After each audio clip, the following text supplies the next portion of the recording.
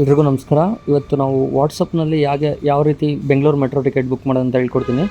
ಮೊದಲನೇದಾಗಿ ನೀವು ಮೆಟ್ರೋ ನಂಬರ್ನ ಸೇವ್ ಮಾಡ್ಕೋಬೇಕು. ಅದನ್ನ ನಾನು ಡಿಸ್ಕ್ರಿಪ್ಷನಲ್ಲಿ ಕೊಟ್ಟಿರ್ತೀನಿ.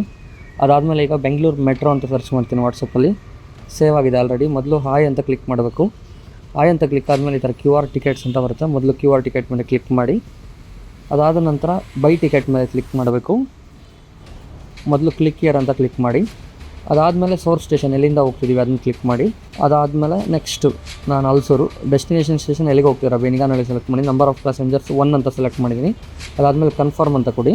ಈಗ ಪೇ ಯೂಸಿಂಗ್ UPI ಅನ್ನೋದ್ರ ಮೇಲೆ ಕ್ಲಿಕ್ ಮಾಡಬೇಕು. ಪೇ ನೌ ಅಂತ ಬರುತ್ತೆ, ಅದರ ಮೇಲೆ ಕ್ಲಿಕ್ ಮಾಡಬೇಕು.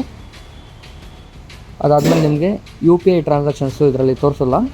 ಅದರಿಂದ ಅದಾದಮೇಲೆ UPI ಪೇಮೆಂಟ್ ಎಂಟರ್ ಮಾಡಿ. ಅದಾದಮೇಲೆ ನಿಮಗೆ ಟಿಕೆಟ್ ಜನ್ರೇಟ್ ಆಗುತ್ತೆ.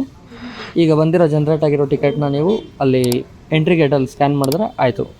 ವಿಡಿಯೋ ಇಷ್ಟ ಆದರೆ ಲೈಕ್ ಮಾಡಿ, ಶೇರ್ ಮಾಡಿ. Thank you.